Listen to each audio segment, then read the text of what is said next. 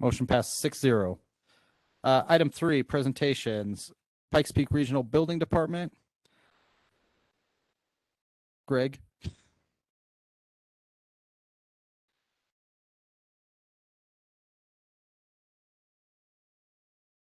Good evening. Thank you. My name is Roger Lovell. I'm the building official for Pikes Peak Regional Building.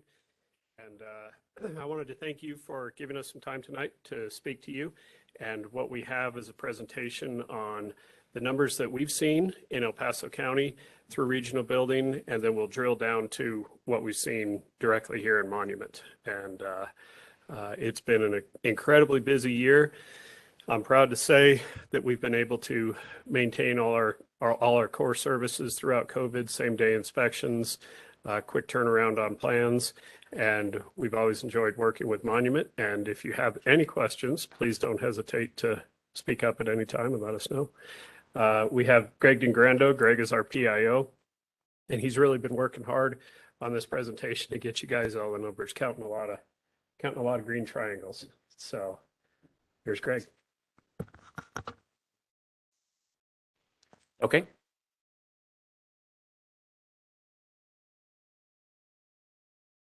While Megan is pulling that up, my name is Greg DeGrando. As Roger said, I'm the Public Information Officer. And how this all came about was when we had our numbers come in towards the end of 2021. I thought they were some outstanding numbers, really eye-opening when you look at them. And when we put some maps together to kind of show where a lot of the permits are located here in our community, I thought it was even more eye-opening. I'm a very visual person, visual learner.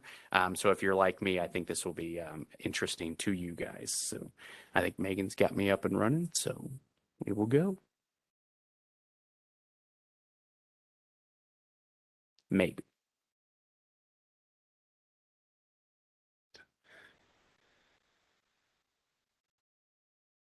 Oh, there we go.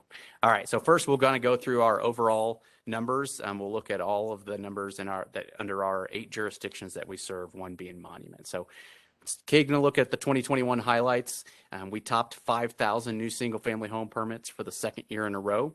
We saw a huge increase in commercial and multifamily projects.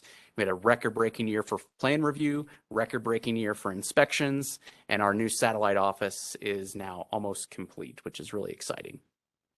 Here's a look at some of the numbers that we put together on a monthly basis. You can see on the left, those are the new single family numbers. At the bottom, you can see that our numbers have grown just about every year over the past 5 years, except for 2019.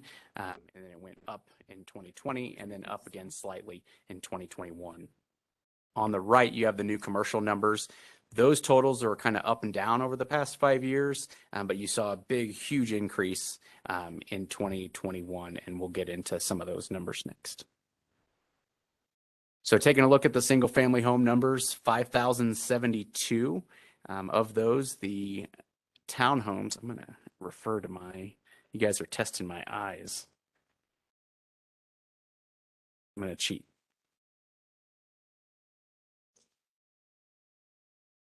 Bear with me here.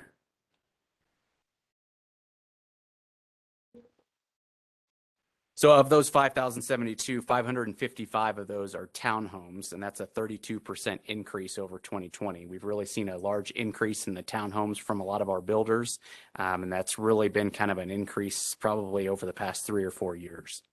On the commercial side of things, we had 559 new commercial projects. That's a 36% increase. The new family numbers, this is probably what stood out to me most out of all the numbers that we had last year. We permitted nearly 4,000 apartment units. That's a 147% increase. A lot of those are in downtown Colorado Springs, 831. And then if you look at all of the projects, some still incomplete from 2020. So if you add that to the numbers from 2021, you're looking at just over 5,000 apartment units under construction at the same time at the end of last year. And I will tell you, this year we're already off to a crazy hot start for apartments again. So now that number is actually up over 6,000 apartments under construction right now. Projects larger than 3 million, we had 121. That's a 116% increase for projects that large. We had 9 projects more than 30 million. And the largest project that we had last year was 102 million, and that's the Centura Hospital at Interquest and I-25. Total estimated valuation for all construction, and that's all of our permits, not just the ones listed here, but you're looking at 4.3 billion, and that's billion with a B. So certainly a lot of construction happening, and that dollar amount, that very high dollar amount, has really played an important role in our local economy. While some other parts of our economy were kind of struggling with the pandemic, the construction industry just wasn't one of them. It was kind of booming for the past 2 years, and those numbers have really played an important role. So here's a look visually at what it kind of looks like on the permit side of things. So the green triangles, those are single family homes permitted last year in 2021. The blue squares are going to be apartment complexes. The yellow circles are going to be hospital and medical centers. And then there's a few red stars on there. Those are going to be hotels. So it does look like a lot of green triangles, and there are, but there's actually even more, because when we zoom in a little bit closer on certain developments and communities, you'll see how many of those green triangles are actually stacked up on top of each other. And we'll zoom in specifically to some of the monument areas in a few more slides. Here's a look at that, and just as examples, Cordera and Wolf Ranch on the left and Banning Lewis Ranch on the right. Those are obviously Colorado Springs projects, but I just wanted to kind of show you just how many homes are being built on this. The dark green triangles, again, are 2021. The light green triangles are 2020. Our plan review team was also extremely busy in 2021. New single family homes, 4,446. That is down slightly, but we made up for it in other areas, particularly on the multifamily. You'll see residential alterations increased by 26.2%. New commercial, we had 531. That's an 81% increase. And the new multifamily, 109. That's a 312% increase on multifamily projects. Commercial alterations also up 16.5%, and the total plans 16,152. That's an 18% increase over 2020. And we don't have a crystal ball as much as we would love to have one. Plan review is the best we've got to kind of predicting what's coming. When we see the plans, obviously plans lead to permits, permits lead to construction, construction leads to the inspection. So when we start seeing a large increase in plans coming in, we know there's a lot of projects that are likely going to soon be on the way. Inspection numbers, it was a very, very busy year for our inspection team. We had a total of 345,513 inspections last year. That's a 5% increase over 2020, and that was a record-breaking year. So once again, 2021, the busiest year we've ever had at RBD. To take care of all those inspections, we had 74 field inspectors plus 12 seniors and chiefs. The department averages just over 1,300 inspections a day, and that comes out to about 19 or 20 inspections for each one of our inspectors out in the field. We did also have 11% of our inspections were done electronically, or what's called virtually. These are kind of done by taking pictures of projects and uploading those photos through our website on the dashboard. You can't do that with everything. You can't just build a house and take a couple pictures of it and assume that's going to be good. I'll give you an example of where this might come in handy is typically with re-inspections. So if you're doing a deck, for instance, and we come out and inspect it, and for the most part it's good, but you're missing a few nails here and there, our inspectors will say, okay, you're missing some nails, take some photos, upload those in photos, and then that becomes the inspection.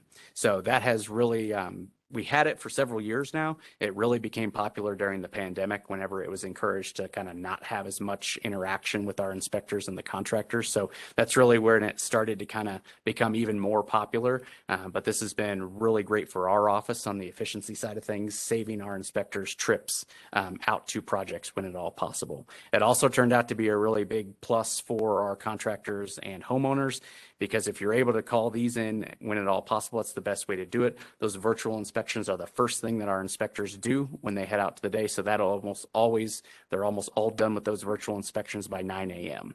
So if you were to do an in-person inspection, you might get it at 9 a.m. or it might be 4 o'clock in the afternoon or 4:30. So when at all possible, we are encouraging people to do those virtual inspections, and it's just a way to kind of ensure that your inspection is going to get done early in that day. And the last thing on this slide, I'll just mention that we do offer same-day inspections. We're one of the only building departments in the state that offers same-day inspections, except for roofing. This is huge for our local building industry, that the fact that they're able to get same-day inspections, it just allows us to kind of help the builders keep moving when they're not having to wait days, even weeks, to get those inspections done. So here is a look at some of the monument numbers that I broke down for you guys. Single family homes, 270. That's a 31% increase. Can I pause you a quick second? Yes. Is there any way that we can just get the presentation up? I don't need to see me, and it would be a lot better. Okay, thank you. Would you like me to wait? No, keep going. Okay. So single family homes, again, 270, it's a 31% increase. And a couple of the developments, I kind of broke them down for you guys. Sanctuary Point had 108 new permits. Forest Lakes had 77. Jackson Creek had 49. And the single family estimated valuation for not just those developments, but all of the single family home permits that fall under the monument zip code. And talking with Megan, there is a little bit of a difference because the way that our maps and permitting works, it falls under the monument zip code. So I do believe you guys are going to have some homes in the Woodmore area. Is that right, Megan?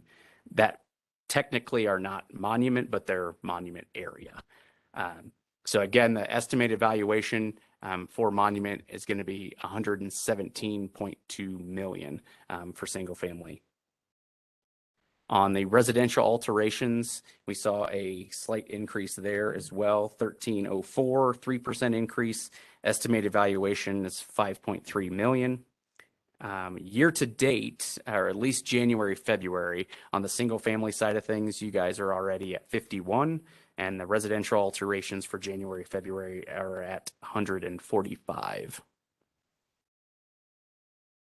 So here's a breakdown by jurisdiction when you're looking at homes. Colorado Springs typically leads the way with the amount of single family homes, followed by El Paso County, and then followed by you guys. And here's another look, kind of a wide shot of the monument area, but it is up to the north. Again, the green triangles are single family homes and the blue squares are the apartments. You guys did have an apartment complex that got permitted, and it's down in the Struthers and Baptist Road area. Zooming in a little bit, this is a look at Sanctuary Point. Again, the light green triangles are going to be 2020. Dark green is going to be the 2021. You can see the majority of the growth is kind of happening on the north part of Sanctuary Point. Forest Lakes, two different, kind of two groups, I guess, of homes in this area. One obviously to the east side of the lake and then another to the west side of the lake. Jackson Creek, this is going to be just south of Lewis Palmer High School. There's also a separate development on the west side of I-25. This isn't going to be considered Jackson Creek, I don't believe, but I was able to squeeze it into the map, so I just figured why not? I'll share that as well. And here's another kind of a wide shot of, I call this the El Paso area. So obviously this isn't all monument, but I wanted to include this because a lot of the homes that are going to going in this area are people that are likely going to be coming to Monument for meals and for shopping and that sort of thing. So that's why I wanted to include kind of this wider area. Commercial numbers for Monument, you guys are looking at 107. That was a 257% increase. That is a very large increase for commercial projects. And some of the notable ones you guys will probably be familiar with: UPS distribution plant. That's a $10.7 million project. You have a Woodman Valley Church coming in. There's a new office building also going in at Baptist and Struthers. You have a fire station addition. And then the Monument Ridge Apartments, I'll talk a little bit more about that in coming slides, but that was 194 units. And the new commercial estimated valuation, $62.6 million on the commercial numbers. Year to date, you don't have a lot of commercial numbers, but you do have 4 new commercial permits. It looks like the largest project that I saw was a dental office for $410,000. So here's the multifamily numbers, 17 permits. It's the Monument Ridge Apartments, again, 194 units. Estimated valuation on that is 25.9 million. Commercial alterations, 89, that's a 10% increase. One of the notable projects there is a water treatment plant. And the estimated valuation on that, or on the alterations, 14.8 million. Total estimated construction valuation for Monument in 2020, you guys were at 92.3 million. In 2021, that jumped up to 188.6 million. That's a 104% increase and a difference of about 96.2 million. So a pretty big increase on valuation. And again, that's construction in the Monument area specific.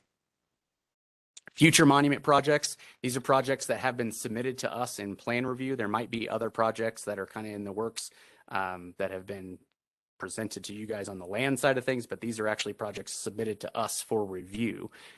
Projects that are more than $500,000. There were a couple of them. There's a warehouse. It's just over 9 million. There's a new water pump station, 3.9, a new office, 2.4, and a new gas station going in at 850,000. Estimated total valuation for those large projects, you're looking at 32.7 million. And I will, before I get to the next slide, I did want to go over our overall year-to-date numbers for 2022. Single-family homes, again, this isn't just Monument, this is all of our jurisdictions. Single-family homes are at 790, 71 of those are townhomes, new commercial at 315. And as I mentioned earlier, we're already seeing a lot of apartment complexes. 1,476 new apartment units have already been permitted. That brings the total of apartment units under construction right now, 6,297. Projects larger than 2.5 million, there are 38. 8 projects more than 10 million, and the largest project permitted this year, 39 million, which is an apartment complex in Colorado Springs. Estimated valuation for all construction for the first 2 months is already up over 605 million. The next thing I wanted to share with you guys is a look at our single family home fees. This might be something that you guys have seen in the past. It hasn't changed much because we haven't raised our fees in more than 15 years. We are very happy to say that we have the lowest fees in the entire state of Colorado when it comes to single family home fees. And if you compare us to some of the other large jurisdictions, in some cases, not all, but in some cases, it's not even close. So that's something that we're very proud of, and we will tell everybody that's willing to listen. On the commercial side of things, we are second, only behind Pueblo. And having these fees very, very low is something that our builders and our homeowners are super excited about. And it's allowed kind of to pave the way for a lot of the building that we are seeing.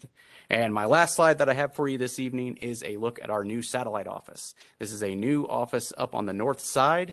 It was kind of strategic in nature as far as where we put it. It's located along Powers. You can actually see it as you drive by. It's near Powers and Union. So north of Powers and Union and south of Pine Creek High School. The reason we placed it there is because the majority of our growth happening right now is happening north of Woodman Road. You guys would be included in that.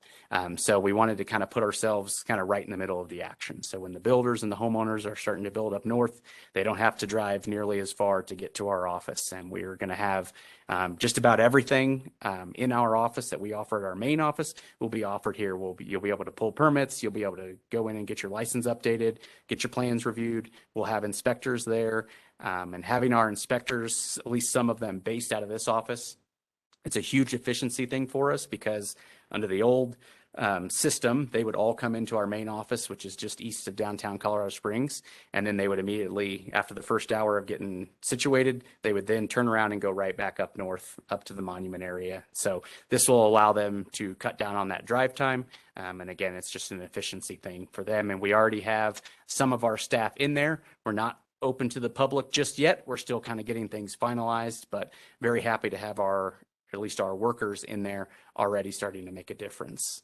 And with that, I will open it up for any questions. And of course, Roger is here to answer any tough questions. I'll turn it over to you. Any questions from the board?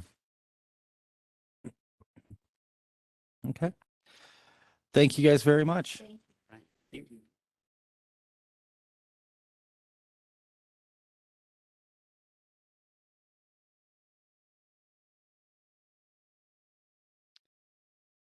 Item 3B, Colorado Department of Transportation, Mr. Nelson and Ms. Virgil. Vihil, sorry.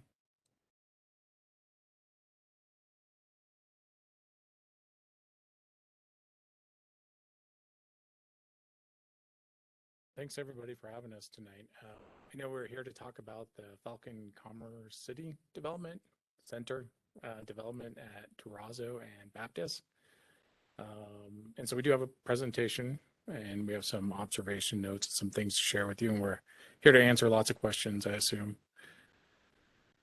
So as soon as we get the presentation, I'll introduce myself. My name's Jason Nelson. I'm the traffic program engineer for CDOT in this region, Region 2. So our unit is a traffic safety and engineering group, and we do a lot of interesting things related to traffic, from maintenance to permits, utilities, access, special use permits, engineering, and really our focus is on safety analysis. So it's a deep science, and it's been going strong for about 12 years. And so I think CDOT's probably one of the leaders in this analytical science that we've kind of really modernized. So I do want to start the presentation. If you look, we're looking at 285 and County Road 43A. This is relevant for numerous things, and I'll circle back to this, but this is kind of the signal. If you're familiar, prior to getting to Bailey, it's kind of the signal in the middle of nowhere. If you can go 10 miles to the east, you'll hit Pine Junction, and many, many miles to the west, you'll hit Fairplay for the next signal. So the way we allow signals, or we warrant signals in CDOT, is we file the FHWA, Manual on Uniform Traffic Control Devices.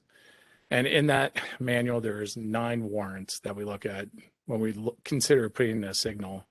And specifically, most of the time, we focus on the 8-hour volume, 4-hour volume, and the crash experience. And those are what we really try to use to justify installing a signal. There are other warrants: pedestrian volumes, school crossing, roadway network, and railroad crossing.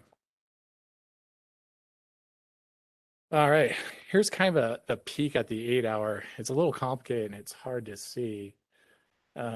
So if you can see on kind of the second line, that first table, 2 or more. So we have 2 lanes compared to 1 lane side street. So if you look kind of across, you're looking at 600 for that first column. You kind of go to the minor street, you're looking for 150. So for 8 hours a day, we're looking for 600 vehicles an hour on the main street, and then 150 on the side street. And so the warrant 4 kind of mimics that to somewhat detail. It's a little bit lower, but you can kind of see as it plotted, it's a lot easier to see. The major streets on the bottom, so you have numerous opportunities to hit your warrant analysis here. Not too excited. So again, you're at the 2 or more lanes and 1 lane for major and minor. So if you had 500 vehicles on the major street every hour, you would look to about 350 on the minor. Oops. So warrant 7 is kind of a tricky warrant. This is a really good warrant we use. So you have to have 5 correctable accidents a year, and that's why we do it. But the other trick is that you have to also meet the 8-hour volume warrant to a degree. We can reduce the volumes and look at it, but you still have to kind of use the volume warrant to meet this. So the reason why we go through all this warranting process, because when we install a signal, we find that we increase accidents by 58%. And so that's kind of the hard thing about signals. You're introducing a stop condition where there was none. So we do have an increase in accidents. The benefit on signals are you can reduce angled accidents by 23%. So like your left turns, your broadsides, but all other accidents go up significantly. So when we look at approach turns, the left turn and you get hit by the other, they tend to be severe, right? So we have higher injury rates. So we take that into consideration when we get out of the law way. When we increase them by 58%, the vast majority of those accidents are rear end, and they tend to be property damage only with lower injury rates. Not 100% clear free, but there are lower injury rates. So this is why we go through all the trouble of warranting these signals and really doing a hard look at them, because we know we're going to have increased accidents. So I turned this one on its side. So if you look north, it's to the right. And here is the Falcon Commons City Development Center. So thanks, Val. So the trick on this development is you have I-25 just adjacent. The southbound off-ramp is 700 feet away from Terrazzo Drive. And that left turn bay, we have about 400 feet of storage. And it's a single lane now with the option to stripe it out as a double left. And so those are the things we're competing against. And the two off-ramp signals, we're all very close spaced together. So I spent a great deal of time last week watching the traffic and trying to figure out. So I think it's easy to do analysis and kind of project traffic volumes. There's some best practices, but operating and doing the actual timing are two different things. So it's a tricky science and mostly an art. So here, I think this kind of shows the critical movement. So if you look at, this is the 2040 full build out volumes. So you can look at I-25 as the first bubble, and we move one over to Terrazzo. If you can see that left turn into the pilot station, we're looking at 722 vehicles an hour. So that exceeds the capacity of a double left turn lane. And what's not done here is passenger car equivalencies. So that means there's a lot of semis in that left turn, which is going to make the case a lot worse. So even when I was out there watching it last week, it's that left turn in is the highest movement. And I agree with that, followed by the right out, right? And so what I did see, the real issue is you have speed differentials. So you have the semis just moving super slow, and that's what they're going to do. And then you have commuter traffic and returning traffic trying to get to their jobs. And they're going, the posted speed limit's 40. And I assume they're 40, 45, right? Seemed right. So you have just two different speeds of vehicles. And the semis, they'll just take the left, right? And I get it. What can you do to do it, to stop them? So really the issue is not how to fix this, it's how to match speeds in my mind. So I kind of lend the idea maybe a roundabout would be better. So if we look at this left turn, we can store about 3 semis. If we open up the second lane, it'll be imbalanced. Most vehicles will use that inside left lane to go to pilot. Granted, you'll have UPS trucks using the outside left lane, but the vast majority are going to stack and block that second lane. So in lunch, I saw it spill back across I-25 bridge.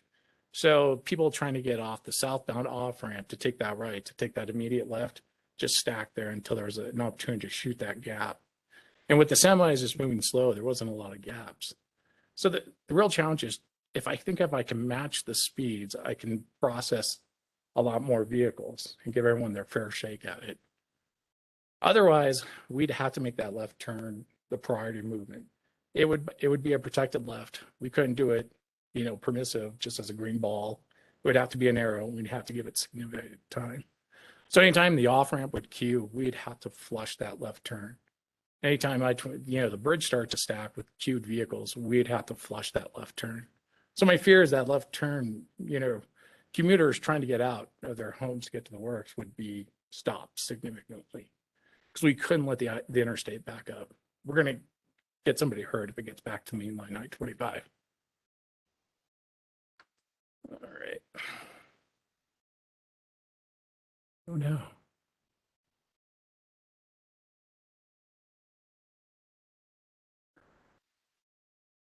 Did I kill it? Okay, there we go. Okay, so this is kind of a zoomed in look at those volumes. So you can see that left turn at Terrazzo is 722 and 558. You're going to see 551 going through, which is not a problem. Coming in the opposing direction is 691, 634. So these are AM, PM. And then you have that big right turn movement getting out of the pilot store, 461, 813. And this is full build out with the development. So you can see the critical movement is that 722. What makes it really worse is now that southbound left on Terrazzo to Baptist is starting to pick up. So you have 114 vehicles and 256. So that really takes a lot of time of the pie that I say we have for signal timing. There's not a lot of room. And to keep the interstate free and people allowed to make that right, left in all various combos, we really have to prioritize that left turn. So again, I think the problem is slowing down people so I can process more. So here's a picture of Old Denver and Baptist. And so I wanted to highlight this. As you can see, there's, the inner circle is the truck apron. That's how everyone designs them. So actually, this was built for a semi truck to kind of ride up and skirt the concrete apron. So, I mean, that's standard design practice. So they can handle big trucks. So I kind of want to round it out with a quick highlight about roundabouts. And I'm not sure it's going to work a roundabout. And I'll tell you where we're at with our next steps. It's definitely a safer type of intersection. Lower speeds means lower severity of accidents. And that's something I think I can get behind. They also calm traffic, which I think is key for this intersection. Right now, I don't think we have an accident problem. I think it's a matter of time, start before the volumes build. So 2025 is when Falcon Commerce City Center is to be fully operational. And our analysis says everything looks relatively well. There's some peak hour turbulence, but it's really that southbound movement that suffers. And that's just the additional stress we put on the other legs of the intersection. So we're going to have a solution before 2025. So we have a reduction 82% versus a two-way to a roundabout, 78% reduction when we convert a signalized intersection to a roundabout. So our next steps are, our developer did contribute money for the signal. And we have that money escrowed. What we're going to do is we're going to spend some of our own money and do a high-level detailed simulation of traffic and really gather what's going on in I-25 and that interaction between those three signals and that future development. That's a big ask for developers to do, something they're not easily going to spend a lot of money on, and it's really to the benefit of the state. So we'll go ahead and take that on, and then we'll have a plan forward on what's the best alternative here. And just my gut says we need to slow everybody down. I think that'll help quite a bit. I think that was kind of my high-level presentation. I know there's going to be some questions, and Valerie Real is our access permits manager, so she can answer any questions specifically related to permitting process or things I goof up. Questions from the board? I've got a question. Can you explain, when you say full build out, what developments are you considering, where you have the 722 and the other numbers? Is that what's currently planned, or do you also consider what's not planned and potentially part of the full build out? So this is all the this is what we call a traffic impact study for the development. And so we're kind of restricted in doing what we can ask of them. So what we do know specifically to the south, because I think that's future developments coming on that south side of Baptist. So all this development is covers the north side. So these numbers represent just that, flip that southern build out. And then the north side development, we don't know. What's currently known as land use codes. So we can use trip generations from that. So that's included in here, but the development or the changes in land use will actually be built there on that northern side will have a greater impact to this. Okay, so Oh, do you want to amend that? Just wanted to say that during when these developments come, we do phased approaches with them so that we can have them prepare a new study when they know what the new development is going to be, a new portion of it. So we can, they can only guess what they'd like to use it for, if it's going to be residential or commercial or any other particular land use. But the traffic study that they prepare will be actually what determines that. And then that's when they can determine what the necessary improvements would be. So the next development will have to take these background traffics and development numbers and combine them with their impact study. And so it goes. So that 722 though is based on just basically what's currently developed phase one, 2040. 2040, the year Yes, sir. 2040? Yes, sir. So always look out 20 years in the horizon.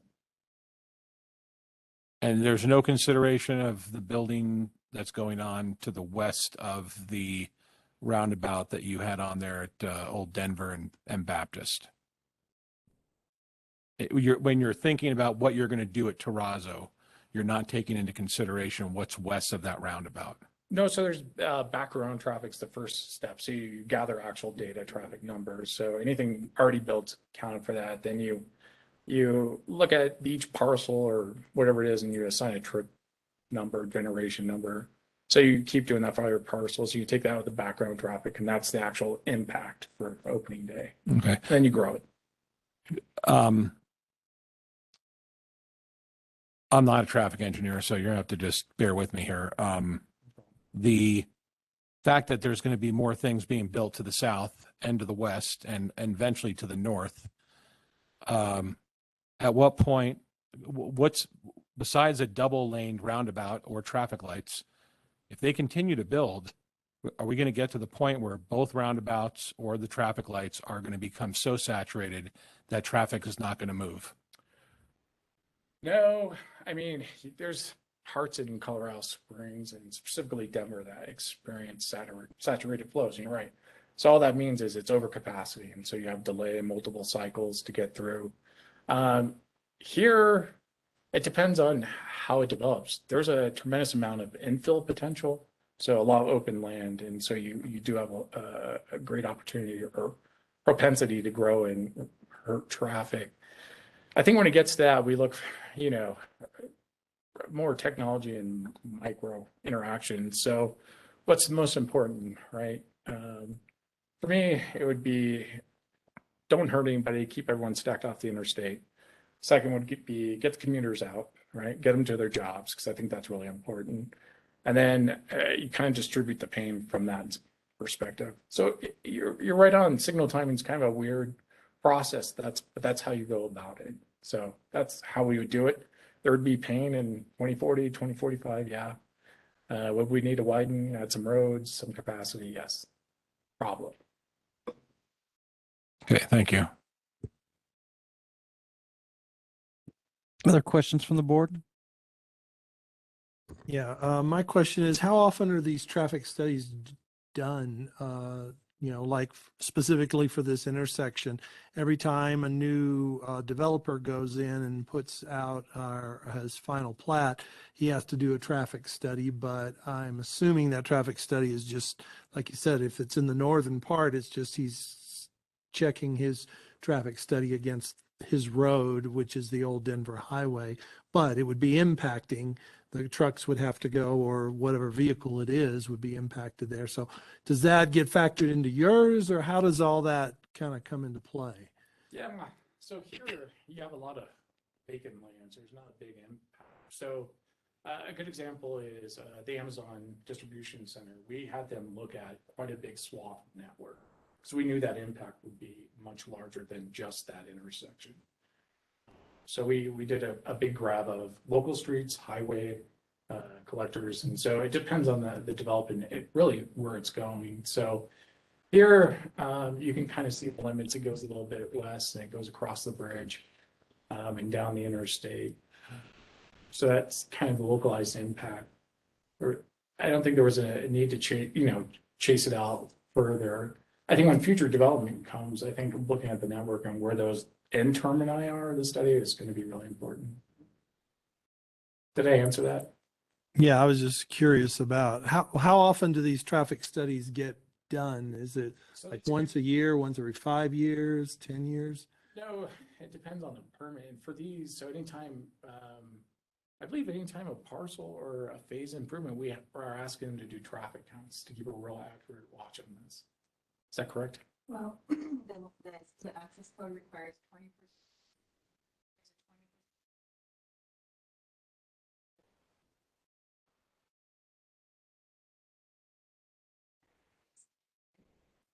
Then we can, Oh, sorry. no, I'm sorry. I should have stepped up. So that's how we make those determinations. So it's whenever the development comes in, whatever, so we put it on them. If you are proposing a 20% increase to an existing traffic, to an intersection or a new connection, then they have to go through the access permitting process. But we will require, and the locals usually require the access, the traffic study as well. When you said Amazon, you were referring to Amazon by Colorado Springs? Yeah. You just scared a bunch of people off. You get your packages quicker. No, that's smart, wise people. Springs. Yeah. It's been pretty bad. So, yeah, it's a lot of vans. Any other questions from the board? Okay, thank you guys.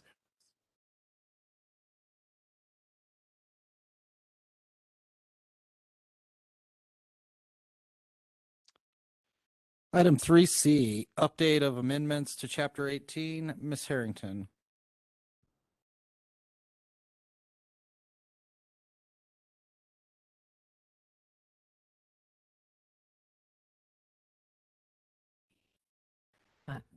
Good evening, Mayor, trustee members.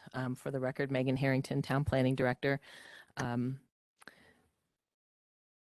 We discussed the ongoing amendments for industrial design standards at the meeting about a month ago, and I was asked just to bring back an update at the meeting here this evening. And I guess my update is we don't have much of an update. We had a citizen meeting in January, which I briefed you on, which 2 trustee members were there.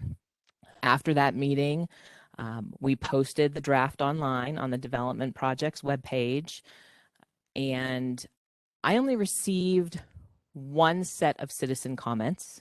I did not receive comments from any of the other 6 citizens that were at the neighborhood meeting, just 1 set of comments. We did receive comments from the industrial property owners. Obviously, those comments were geared to the staff draft and feeling that a one-size-fits-all approach to updating the code is really difficult for them. That the large industrial owners are all zoned PUD. The PUDs require design standards and zoning guidelines to be adopted as part of a preliminary PUD, and the comments from the industrial owners centered around not updating the code, but working with individual industrial owners to set project-specific design guidelines. And in fact, the owner of Connexus, as you may recall, they have a phase 1, which is where the church is, Woodman Valley Chapel is being built. There's a vacant lot next door. They recently submitted an amendment. Is it an amendment, Debbie? Debbie's shaking her head. Yes, an amendment to the preliminary PUD to add design standards, which basically mirror what was approved with Connexus phase 2 and 3. We've also had conversations with the owners of Falcon Commerce Center, as well as the industrial on the north side of Baptist Road. And they also intend to come in and submit a preliminary PUD plan that would establish design standards specific to their project. So, quite frankly, I'm at a loss with what to do. I don't have comments from citizens. I have comments from industrial owners saying, hey, we need to be able to negotiate these on a project-specific basis through our PUD. We know nobody likes the draft that staff put together. And I don't know if continuing with that draft without any additional input is the way to go. So I really get, I mean, I guess that is my update, and would be looking for additional input from the Board of Trustees. Do you want staff to continue going down this road to draft a code amendment, Or do we wait and watch and work individually with the industrial owners when they submit PUDs, knowing that the code gives the town the ability to negotiate design standards on a PUD specific basis? Comments from the board? I have a question, more than a comment. I heard you say that the citizens haven't really provided a lot of feedback. Is it possible for the staff to proceed ahead with this without citizen feedback, and we can get citizen feedback when this is completed? Why do we need ongoing feedback to get this completed? You don't. Absolutely can continue to move forward. Without any feedback, I really don't know what to put in a draft to you. What makes sense, where we have some agreements or compromise, there is no conversation happening, right? So we're basically, in my perspective, my opinion is we're where we started at the beginning of January. Staff put a draft together based on pulling bits and pieces from other codes and ordinances that we could find that have industrial design standards, put that together. Nobody liked it, and they made that clear. No one that reviewed the draft. So industrial property owners that were in the meeting and citizens that were in the meeting that we held in January, it was clear there needed to be more conversation about the draft, more compromise. There's been no input, no discussion. So we can certainly bring the draft forward to you that staff put together, knowing that no one's really commented and no one likes it. And you can absolutely start there. I guess I'm hesitant when you say the word nobody likes it. I would like to see the pool of people that we're referring to as nobody. I haven't seen it. I don't know who has seen it, but I know that I expressed to Mike that as the project went forward with the codification, that I would like to see some of those things. To me, we could come back every 2 to 4 weeks and have the board look at it. I don't know that I'm comfortable saying, well, let's not do it because this group of citizens and these developers don't like it. Okay. And that's fine. We can certainly, so everything's posted online. So if you need to see it, it is posted on the development projects webpage. And when I say nobody, there was about 20 people in the meeting in January, and the industrial property owners came together and submitted one letter, and there's no other written comments from the other, I would have to get out the numbers, 8 to 9 residents that were in that meeting. And so we can bring something forward. I just don't know if at this point how good it is. I mean, it's without any input from others. We are putting a draft together that is basically just picking fruit from a tree. And I can't recommend, if there's agreement, if there's no agreement, but we can certainly bring what we have forward and have you start taking a look at it. But typically we would have a, citizen input and discussion, and there just hasn't been any input. So we can certainly bring that forward at the next meeting and have you comment on that specifically. It's really at the discretion of the board how you want to handle the next steps. Yeah, I think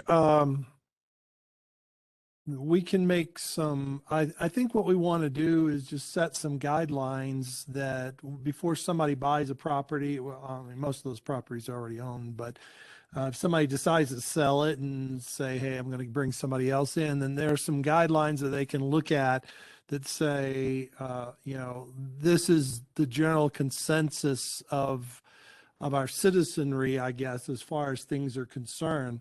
So that way we don't have to have another meeting and wear out our citizens like we had last fall, where everybody has to show up because if a developer thinks, okay, I can build a warehouse. In his mind, like I've been saying, you can make a huge warehouse, but if our things don't have any parameters, maybe the issue is we're trying to be too specific And maybe we could just, I don't know if there's a good way to just get some general guidelines that people can say. Like a couple of things I would like to propose to change the comprehensive plan is, number one, in the commercial center, no more truck stops.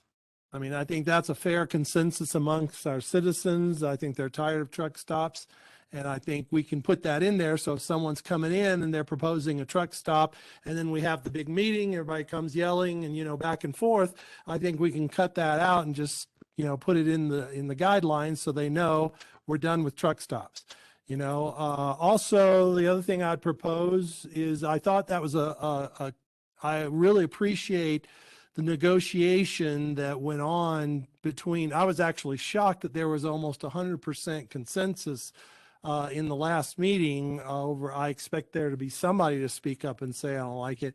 But I think that was a tremendous accomplishment to get everybody to get that unanimous consensus. Yet I was very uncomfortable with the fact the guidelines said that there would be no residents in here. And then we tried to play games with the wording and saying, well, it doesn't mean we don't have to really be compliant with the comprehensive plan. We just need to be consistent. So I'd like to propose that we remove that the no residential requirement and get that out of there. And in the future, I'd like to propose, if is to rezone something to a mixed use, or if there can be a special zone for, like you did, which is a PUD. I think that was the one reason I could agree with it, is, number one, you had a unanimous consensus, but then the second thing was the fact that that we created its own PUD, own plan for just that one area. So I do appreciate that. I don't know if there's a way that we can zone something to be specially, a special plan or something like that. But I'd like to see a rezoning rather than a playing with words and trying to say, well, it really doesn't mean what it says. And that kind of stuff. I think if we put it down in writing and we go through all the trouble of documenting it and passing the ordinance, I think we need to enforce it. Like I said, I went along with it mainly because there was a unanimous consensus, but had there not been, I might have voted a different way. So Trustee Stevens, so are you talking about updating the comprehensive plan, or are you updating the zoning code? I think right now everything is PUD that's left to do. And so when I said, sorry, the zone in the PUD and the zone in the city is kind of confusing. I wish we'd almost used two different words so we knew what the difference were. But let me talk about the zoning in the comprehensive plan. So we have a commerce center zone, which is that area where we put the QT store in there, and they completely fulfilled every requirement in the comprehensive plan. They were like almost, in my opinion, were over 90% compliant with everything that was going on there. The issue was that people don't like truck stops anymore. And I think that needs to be documented in our comprehensive plan. So when a developer comes in and they're saying, oh yeah, I can put another truck stop there, I think that would push us over the top. And we need to, instead of going through all the trouble of having all the citizens come in, have another big meeting and have the developers see how opposed to it we are, I think we can just put that up front in the comprehensive plan in the under Commerce Center, which is the CC, to say no more truck stops, and also to remove the non-residential requirement from, that's a different one. That's a business campus. So I'd rather, maybe in the future we could have rezoned it to mixed use, but mixed use may not have fit as well because of some of the things they were doing. So I don't know if how going forward, if a particular proposal doesn't, I like the idea that we're getting consensus from among the citizens. And I thought that was a very strategic way of going about it. So I'm just trying to find a way to set some guidelines. And then once we have the guidelines, I don't want developers thinking, oh, we're just going to ignore the guidelines. And I also don't want the citizens thinking that we're just going to ignore the guidelines and because it's a two-way street. If somebody decides to build buy a lot and then build a home, and then all the citizens come out and you say, you're blocking our view. And they say, well, I've fulfilled all the requirements and the permits and everything is according to the guidelines, but they say, heck no, you're blocking our view. We don't want mob rule either. So I think if we have some guidelines that we can, all come to agreement on, and I think a good start would be the truck stops. And since we already changed the business, what was it? The business campus to allow, we've allowed residential. I think we should take that out, the ban on residential in there. Okay, so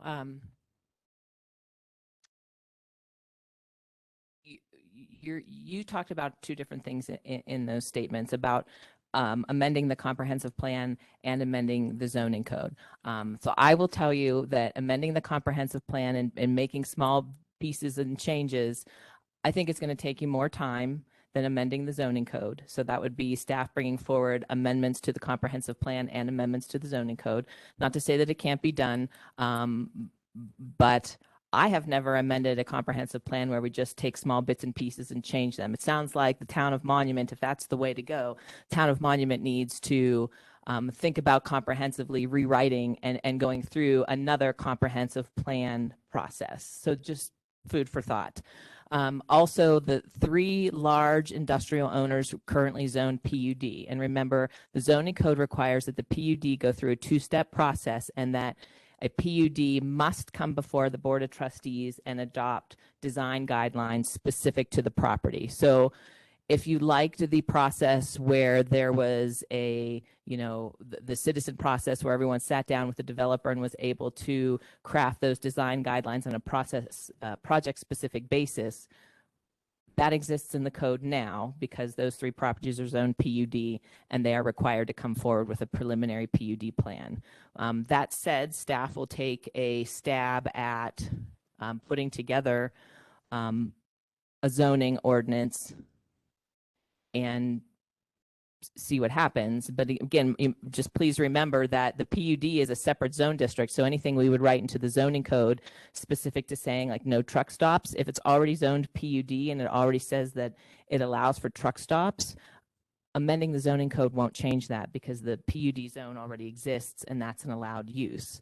The next step would be come in for the submittal of a preliminary PUD plan, establish the zoning standards and the zoning guidelines, and bring those forward to the Board of Trustees on a project-specific basis. And that's what Connexus did. Okay, well, maybe I'm a little confused. I was not intending on changing the city zoning area. I was mainly looking at the comprehensive plan. Gotcha. And I want to do something similar to what they did with light industrial. Light industrial specifically says no semi-trucks. And people came into the meeting last fall and they said no semi-trucks. Of course, they didn't realize it was zone business campus rather than light industrial. But the point is they looked at that document, they saw that document, they expected a compliance with that document. Now, so I think it's important that we enforce the comprehensive plan. And I think the comprehensive plan, where the city is now at the place that the no truck stop is something that I think is a consensus amongst most of our citizens. They understand in order to put in another, another grocery store or something like that, you're going to need trucks, semi-trucks to deliver it. But I think they're offended by just having, major truck stops and stuff like that. So I don't know why that is so difficult to add to the comprehensive plan. I'm not looking at a rewrite. I'm just looking at, letting people know, that developers know that is when they come in that we're not interested in having any more truck stops. So again, I think that's kind of the goal here. And the fact that we just kind of, then the other issue with the residential, I'm just saying, let's be compliant with what our comprehensive plan says. And if we're allowing residential in an area that says no residential, to me, that's a conflict, and that we can, we should clean that up so that everybody understands. I mean, if we want to go to a European model in a business campus where the where the home, I mean, the home is on the second floor and then the business is on the first floor and you have a jewelry store or something like that, I don't have a problem with that. But the fact that we've already kind of ignored it already, I think it creates confusion, and there will be a time when a citizen will come in and say, you know, this says no residents and we're putting residents in here, and then we'd have to, you know, we're sworn to uphold the law here. So we'd have to vote with, you know, what the document says. So for, anyway, so that's my case on cleaning that up. I'd like to make a comment. Trustee Stevens, I hear what you're saying and it totally makes sense. But Ms. Harrington, I hear what you're saying in regards to changing the comprehensive plan one request at a time. Maybe we need to look ahead and figure out a time when we can change the comprehensive plan, because there's others that probably don't want any more tire stores or car shops or drive-throughs or whatever. I mean, there's a lot of requests that I think that our residents have that need to be pulled into the changes in the comprehensive plan instead of just doing one particular change at a time.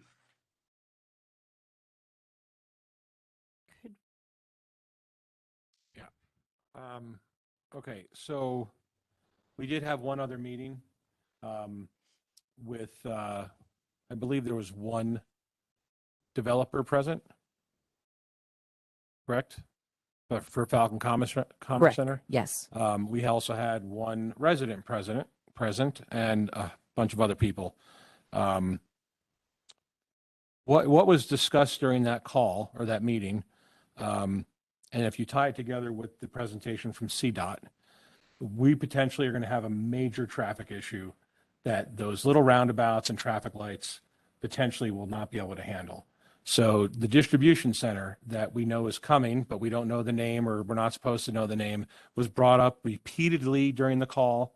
We're talking about a 300,000 square foot warehouse that's going to have trucks, regardless of size, moving in and out of this space with 70 plus loading bays and 100 plus parking spots for vehicles to sit and idle while they wait their turn. We've got 40 acres of land to the south that has not yet been deemed what it's going to do, but the developer decided to let us know that potentially could be multi-dwelling units. So in other words, apartment complexes. And what does our code say for how many units per acre? 20, 25? Potentially. So we're yes. talking 500 plus homes potentially. The codes that we were beginning to discuss that we wanted you to come forward with was to help us narrow the usage down so that when these developers came in, we did not cause a problem that 1,600 people had to show up to a church to raise their voices at us and tell us they didn't want it. We listen to them. We do not listen to developers. So I will tell you that the developer that was on the call, he doesn't like these codes because it will reduce his ability to use his land the way he wants to. And so far, the only developer that I think that has come to the table in full honesty to work with the citizens was Connexus. I do not see that happening with other developers. And if they're watching, I'm sorry, but that's the impression I got from being in this call. And I think we need to move forward with the code changes that we asked for to protect the town and do what the citizens want. I would agree with that. And I wonder if we could do, like, could we say we'll come back in a month and do a workshop where we go ahead and the public is invited and the 7 of us sit up here and discuss all the changes that we want to make. I mean, the citizens are trusting us to get this done. So to say that they're not there and they're not commenting, well, they're counting on us to accomplish this. So I feel like we need to put our time and energy into this. I just don't necessarily care what the developers want or care to say, well, we only had 1 to 3 citizens show up, so they don't want this. I mean, they showed that they want changes to be made when 1,600 people showed up to a church or however many people were there. So I agree with you, Trustee LeKind, and I think that we need to get moving on this. So would you like this to come back at a workshop before the board meeting, or would you like it to be on as an agenda item at a regular Board of Trustees meeting? I would like to make some comments on it before we go. From the sounds of it to me, we need to address possibly a comprehensive plan update, because the picking pieces out, which we're going to be chasing it the whole way. We're going to change one thing, and then 2 years down the road, we have a slightly different demographic, and we're going to be changing another piece. It's been almost 6 years. I think it's been 6 years since the comprehensive plan. Yeah, it was adopted in 2017. So longer. No, 5 years. I, So I think it's time for just a comprehensive plan update. I think it's completely inappropriate to say that the people showed up at the church because our system failed. That project never got to us. So it was stopped in the process, and the developer stopped in the process like they should have. There was no project that ever made it to this board. We were there for a Metro District service agreement, not for that development. That development never came back. So it's not like they got their way and walked away. No, they never even made it to this board. So I think we start with a comprehensive plan update. I would say we table the amendments to the chapter, because if we're going to do a comprehensive, same thing with the amendments to the chapter, it's going to end up being what we see now, and it's not going to address anything in the future. So I say we start with a comprehensive plan update. So I'm just going to throw this out here. There's no way you're going to get the comprehensive plan update in the next 30 or 60 days. And last time you updated the comp plan, it was almost $200,000. It was put on a work plan, and I believe the town had been looking for grants for a long time. So, I mean, the best way to go about that is to talk to the town manager, determine if there's funds in the 2022 budget to start a process like that, or if it needs to be moved to 2023. That is absolutely beyond the scope of what we as staff are going to be able to accomplish in the next 3 to 6 months. Last time we did a full, and you're right, it was $200,000. It was a full-blown comprehensive rewrite. Right. Can we make amendments to the comprehensive plan? We can, but we should do it to the entire comprehensive plan. And that's what I meant by a comprehensive plan update. Citizen engagement, amendments to the whole thing. Let's not dwell on one area. Go through the whole thing and figure out. And I don't think an update is quite as much.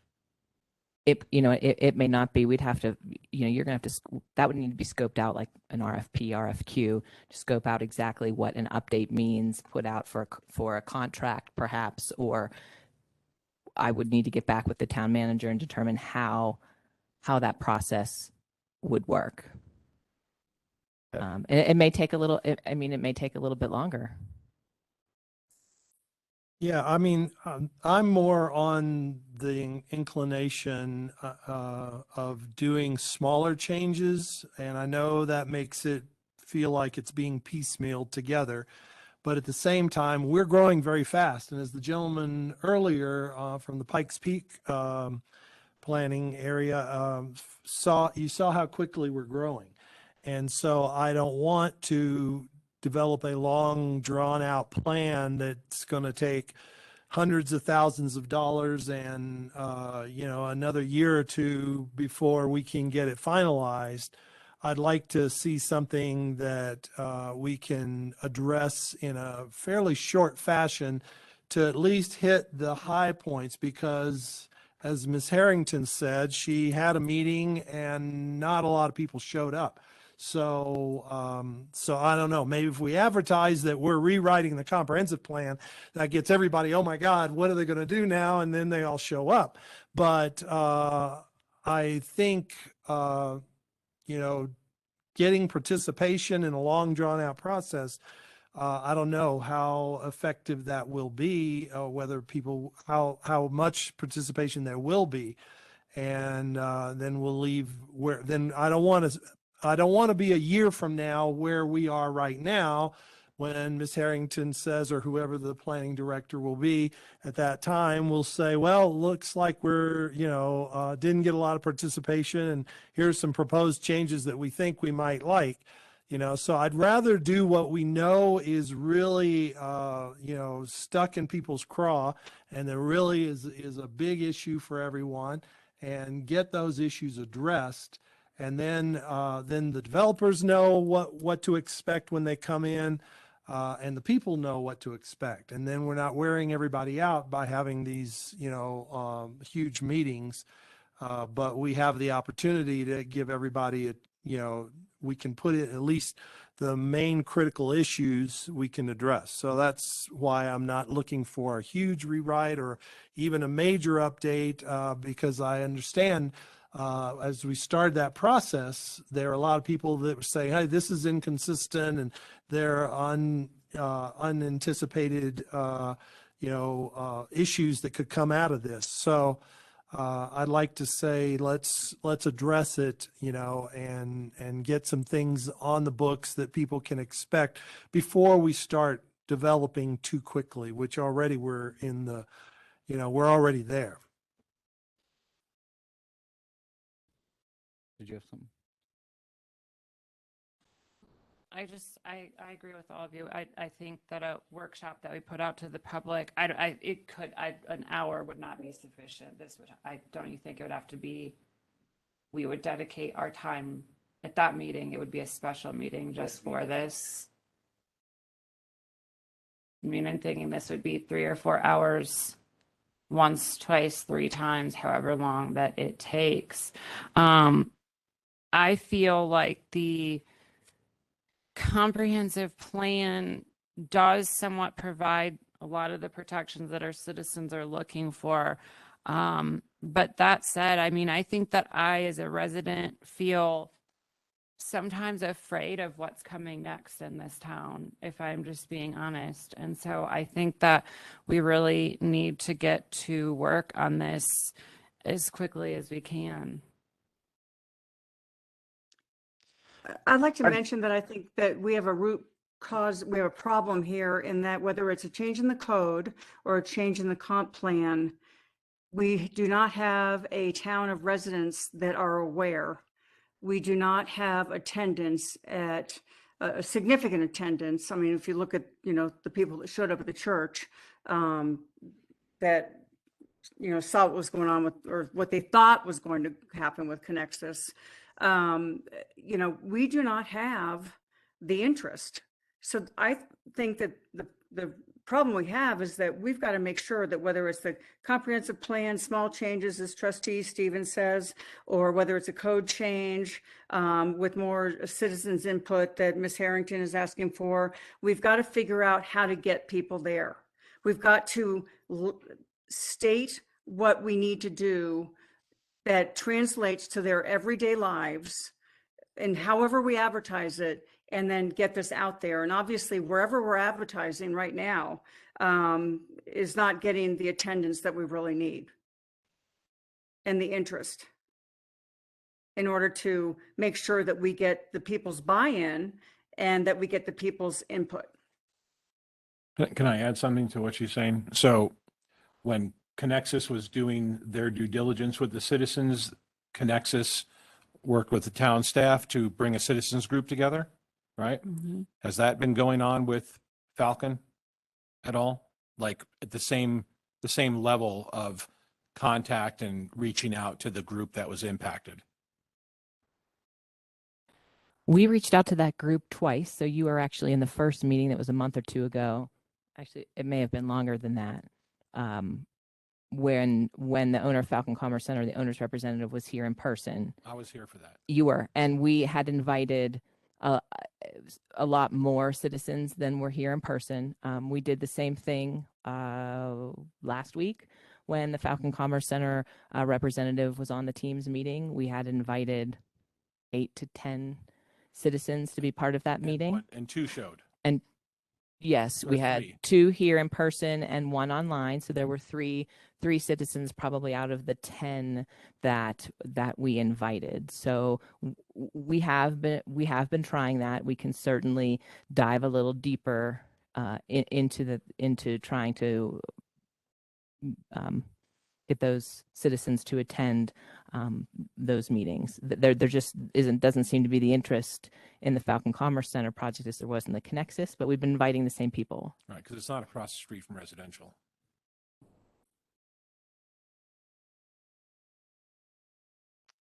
But just to clarify, updating the comp plan does not change our code. No, the comprehensive plan, state statute actually, and this language is in the comp plan. A comprehensive plan is an advisory document. It is a goal and a vision for what you want the town to look like. The tools that implement that vision are the zoning and subdivision code. So if you want the tools in the toolbox to implement the vision, the zoning code should be updated. If you want to look at the vision and the goals for how the town will grow and what it will look like in the future, that's updating the comprehensive plan. That's why I think it's very difficult to update the comprehensive plan in a piecemeal fashion, because it's hard to develop a vision for growth and the goals for the community piece by piece, right? That's why the comprehensive plan visioning process is usually a larger, more global process, and it's not as specific. The zoning code update would be the tools in the toolbox. This is what you need to do type of information implementing that comprehensive plan.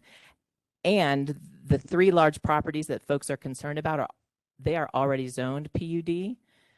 So amending the comprehensive plan, while it would somewhat impact them, the zoning is already established. So Falcon Commerce Center, all of the property north of Falcon Commerce Center, the Connexus property now, all of those are already zoned. I mean, in fact, a majority of the property in the town of Monument is already under a sketch plan approval or a preliminary PUD plan approval, which sets that zoning for the site as a whole. Unless you're going to rezone individual properties, I question how helpful what the comprehensive plan impacts would be if you change the comprehensive plan on those properties that are already zoned and under a sketch plan. So how do we, I mean, I guess overall, what would be the best way to go to put the development more in line with what the citizens want? I mean, when we say, well, nobody came to this or nobody liked the new amendments, in my mind, I mean, I haven't met one citizen that would tell you that they like the direction that this town has been going in the past couple of years. I don't like it. I don't like the developments. And they have that right. So how do we most effectively and quickly change the direction of the development of the land that we have left? You need to amend the zoning code. Okay. But unless you're willing to take the step to actually rezone individual property owners' property away from PUD, you're not going to have the impact on the PUD properties that I think you're going to want to have, right? Because the property's already zoned, and it establishes the uses that they're allowed to do. There is a process in which a town can say, we don't want your property to be zoned PUD anymore, but then you have to realize that that not this particular board, but the town of Monument board approved those PUD zonings. So I think what you want to do is amend the zoning code, right? When Trustee Stevens says no more truck stop, while PUD would be treated differently, a truck stop is a permitted use in the LI light industrial zone. The Board of Trustees could remove truck stop from the zoning code tables and say not permitted. We could make those changes that would impact properties that are straight zoned in the future, but it would not impact those that are currently zoned PUD. And if we rezoned individual plots, we're looking at lawsuits. But if it's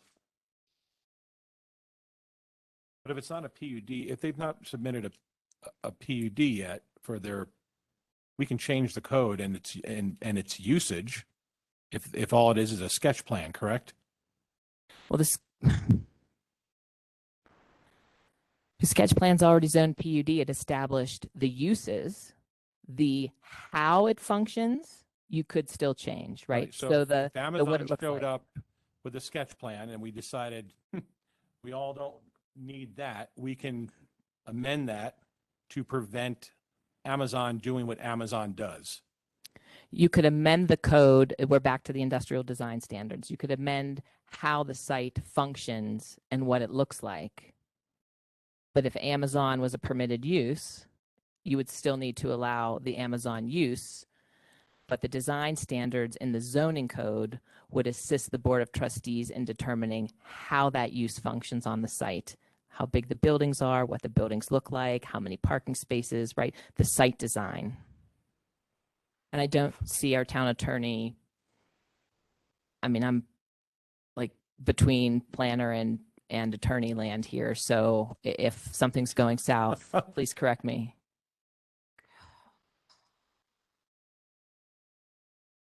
Can I make it a suggestion? We take a look at the land development code that was already suggested changes and start from there. Just do a simple workshop. Why was this presented? And seems like nobody was in favor of it. And take a board perspective of it and then move on from there on how we can address this. I would agree because it was out there and there were multiple parties that looked at it. And I think it would be important that the board gets to see it too and discuss. Miss, is that reasonable to you guys? Miss Harrington, can you send us the link for that? Yes, absolutely. Because I've never looked for it. Absolutely. I can send you the link to where to find that document on the website. We can bring that forward as an item. Are you thinking so whether we bring it forward as a discussion item or an item to be acted on, I think impacts the way that we would put that item on an agenda. So would you be thinking first meeting would be a discussion item, not likely that you would act on it in a formal manner?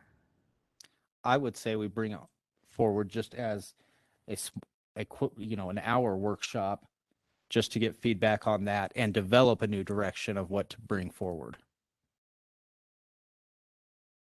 Agree. Okay. So a workshop before a trustee meeting. Correct.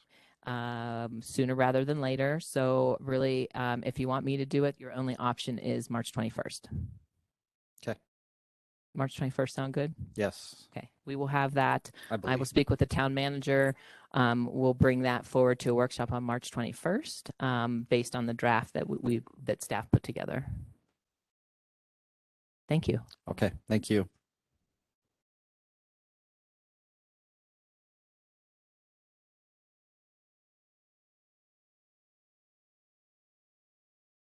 Okay, that takes us up to item 4A, ordinance number 062022.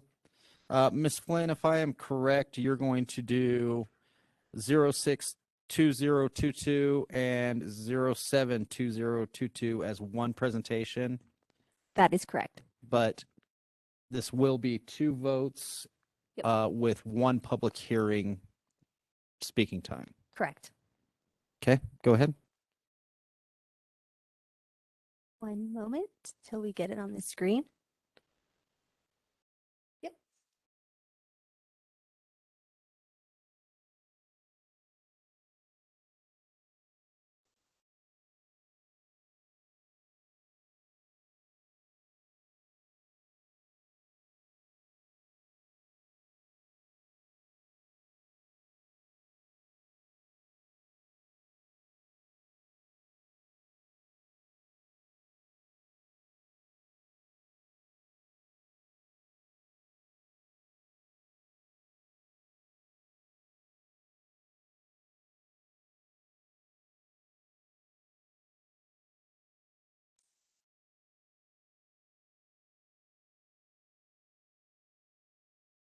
Sorry, it kicked me out of the meeting, so now I have to rejoin.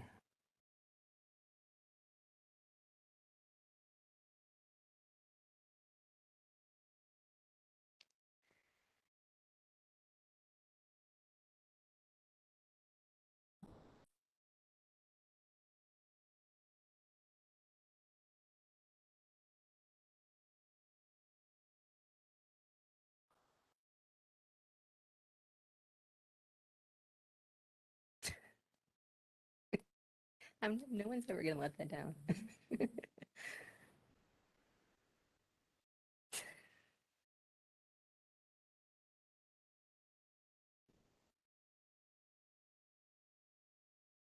Debbie, can you I can kind of start. start Yeah. because there seems to something be else that's there's for something's you. jammed up Just- here and I Do don't we- know what it is. How about we just take a 5-minute recess?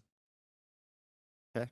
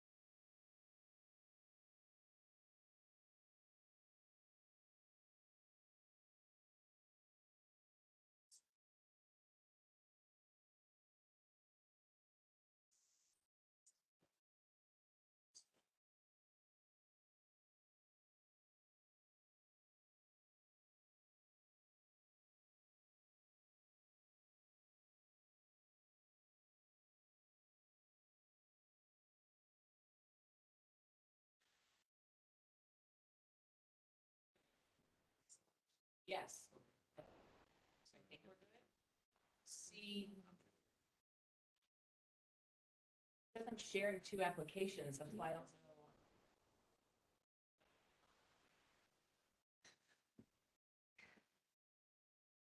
Okay. Oh,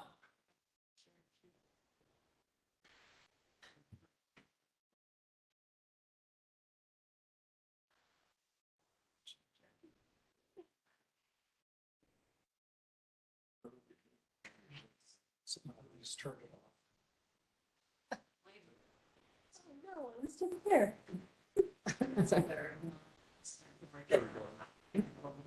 Can you try your button to make sure that you can still move the sign? And it's short.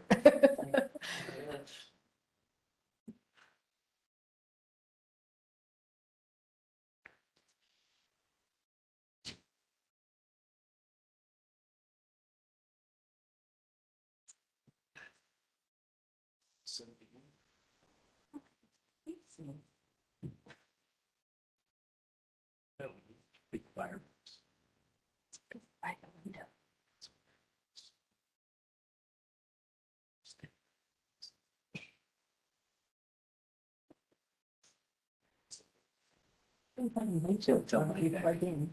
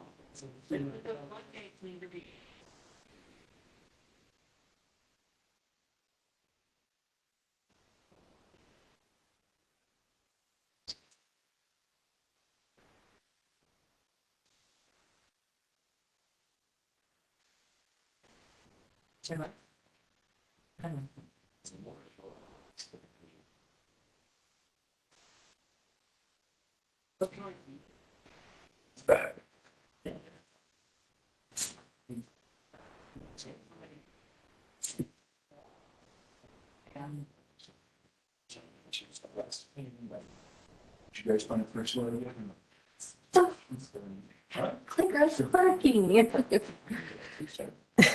Okay, we're back in session.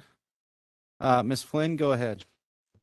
Yes, good evening, Mayor and trustees.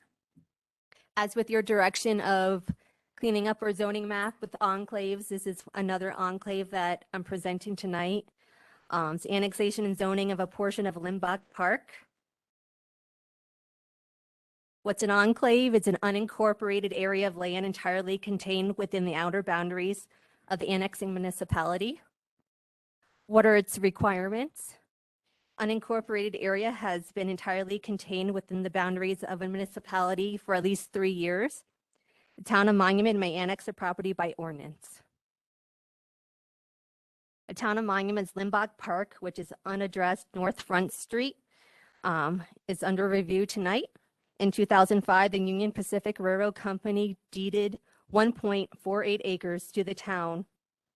The 1.4 acres is within the unincorporated El Paso County, which was never annexed into the town.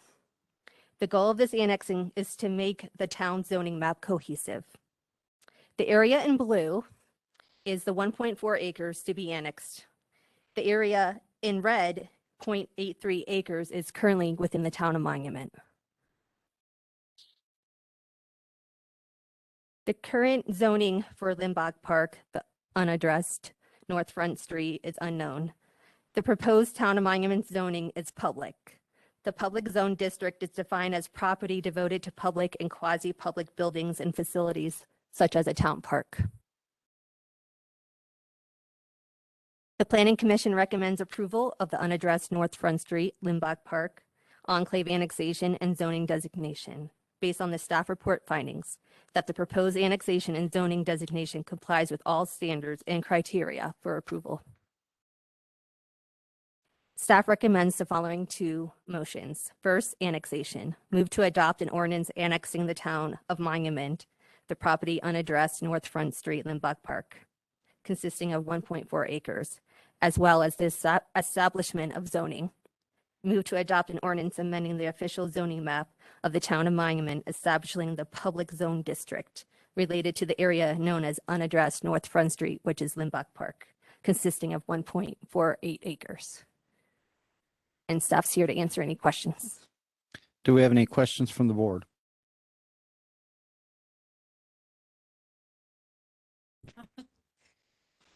Okay, this is a public hearing item, so I will open it up for those who would like to speak for or against this item.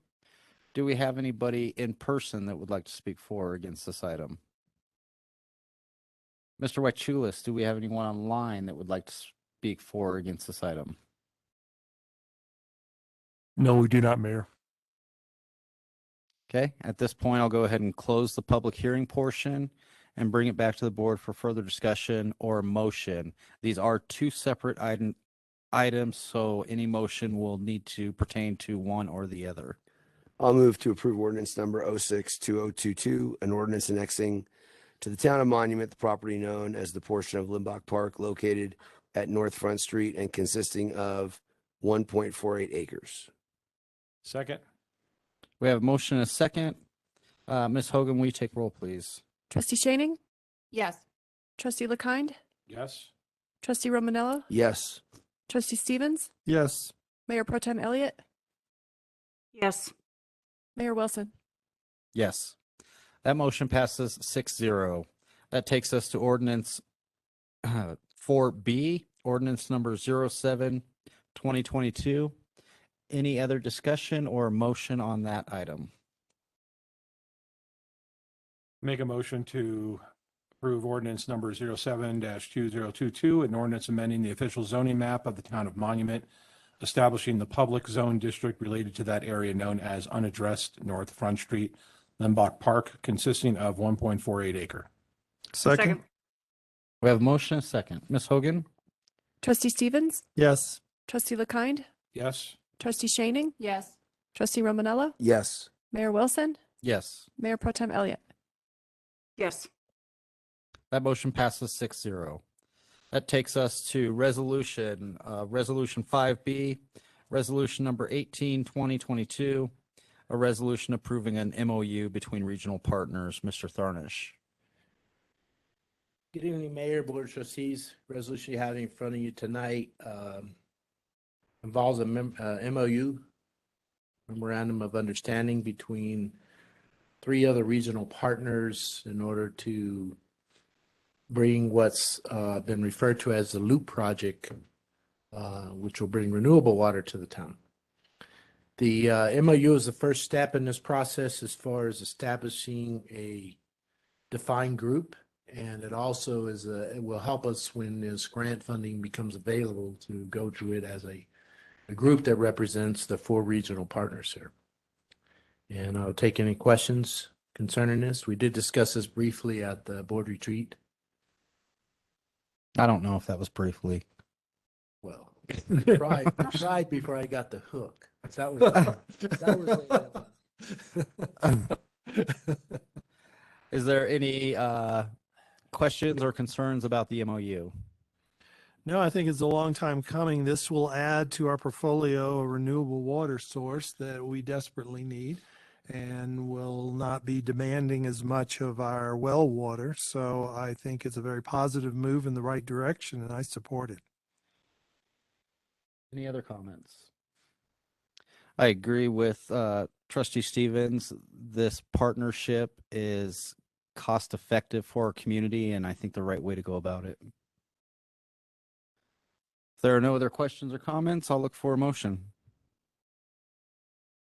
I make a motion to approve resolution number 18-2022, a resolution approving a MOU between regional partners to bring renewable water to the northern part of the county. Second. We have a motion and a second. Ms. Hogan? Trustee Romanello, Yes. Mayor Pro Tem Elliott, Yes. trustee Stevens, Yes. Mayor Wilson, Yes. trustee LaKind, Yes. trustee Shaning. Yes. That motion passes 6-0. Item number 6, public comments. Do we have anyone who would like to make public comment?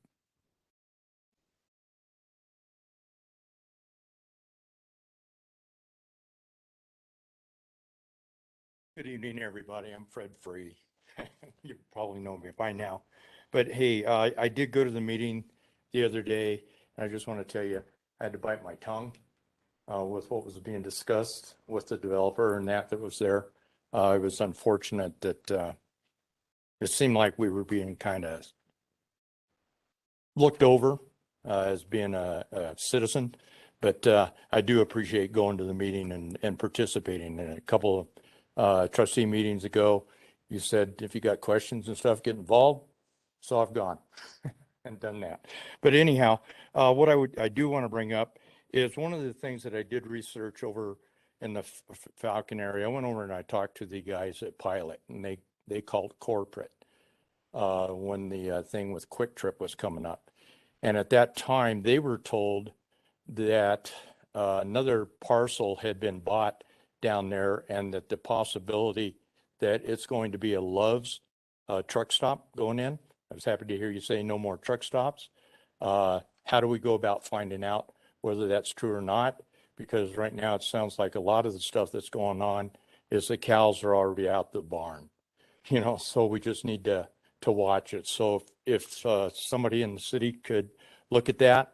I did say something to Megan about it. She told me, well, ask him, and it was right at the end of the meeting. So I just kind of sidestepped it.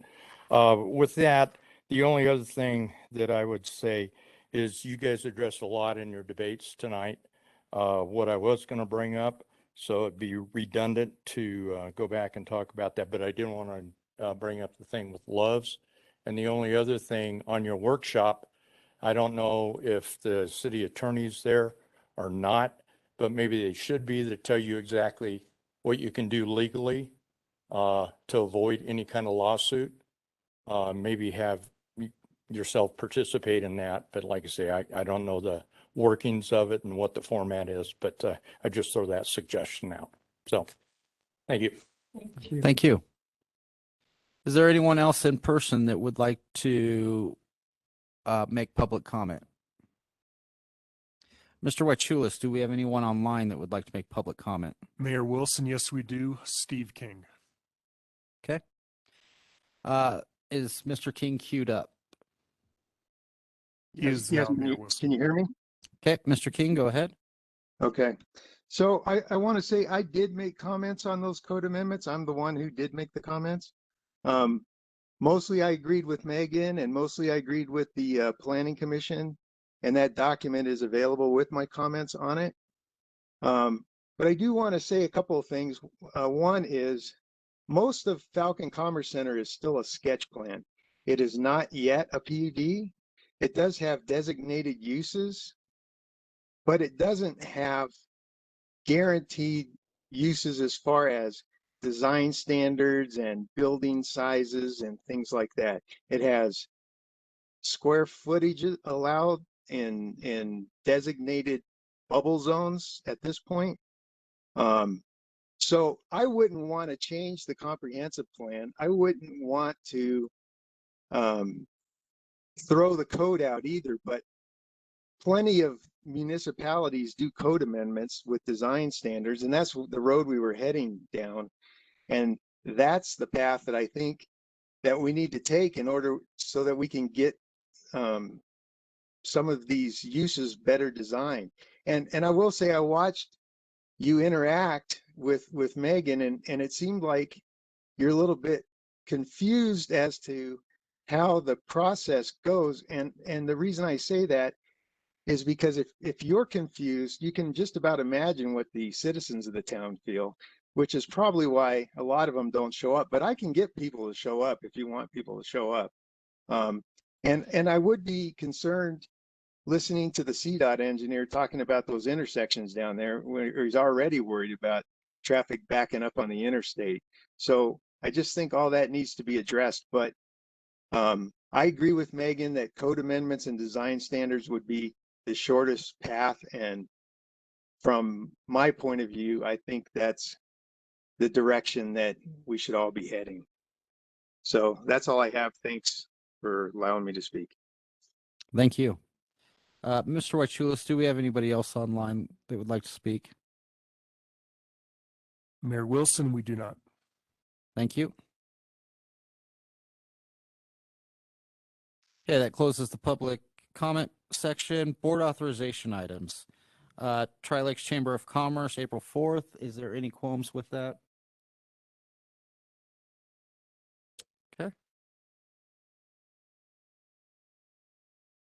And did staff have any other board authorization items? Okay, do board members have any board authorization items? I do. Okay. So we're all aware of what is going on in Ukraine. My own family's ancestors came from Belarus. They were kicked out by the Russians during the pogroms. Unfortunately, Belarus has taken the sides of the Russians now in their attack on Ukraine.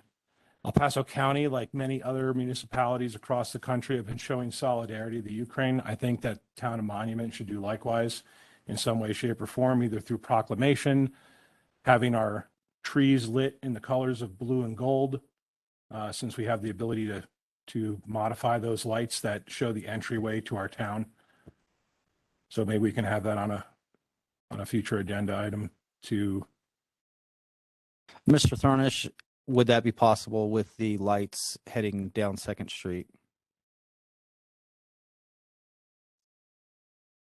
If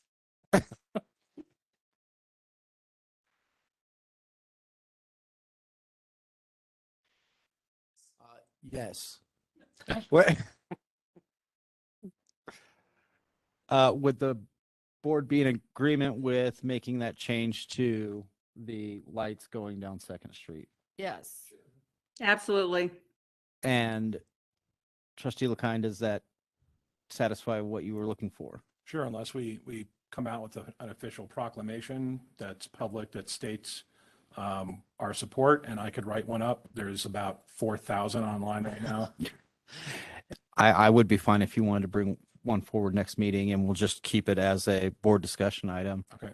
Till we can all look at it. I should backtrack just a second. Let me verify that we do have blues and yellows in the right colors. But Okay. I would think we do because it seems like we have 2 billion colors. So Okay.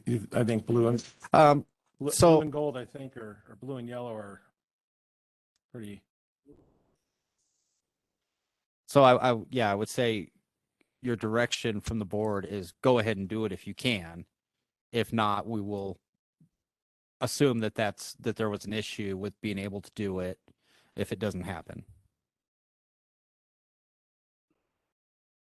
That would be Can there fantastic. Mayor Wilson, can there be a purchase of lights that if we have a shortage of one color or the other, can there be a minimal purchase below, the board level approving the purchase? Yes, I don't know how effective it would be. How long did it take us to put all those lights up?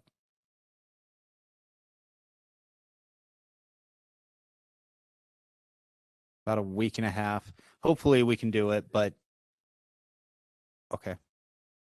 Hopefully we can do it, and if not, we'll look for another avenue to do it.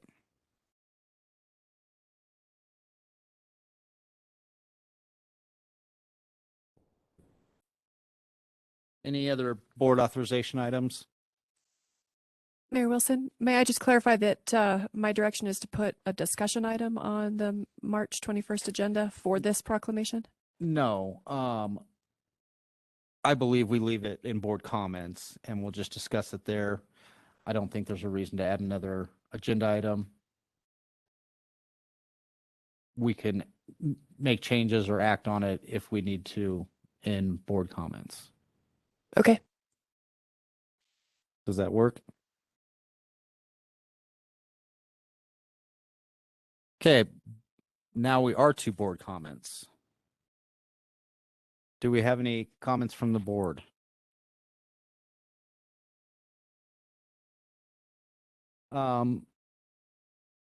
Ms. Flynn, can we revive Planning 101 for the community? And what would we need to actually have a town hall where that can be presented? I didn't hear the second question. Okay. Sorry. So the first part was, can we revive Planning 101? Yes. And how soon would Planning 101 be ready again to have like a town hall where we invite the community to go through it? It could be done within a week or 2. Okay. We would probably require more time to set up a town hall. Mhm. If the board is okay, I'll get with the town manager on that and we will see about doing a town hall. Previously with prior board and shortly after the methadone thing, we created kind of a Planning 101 that described how we go through planning and what is done and how we get to the points or the approvals we get to. And kind of like Mr. King's comments, I think we need to kind of refresh the community on how it works, not only for the community, but for us also.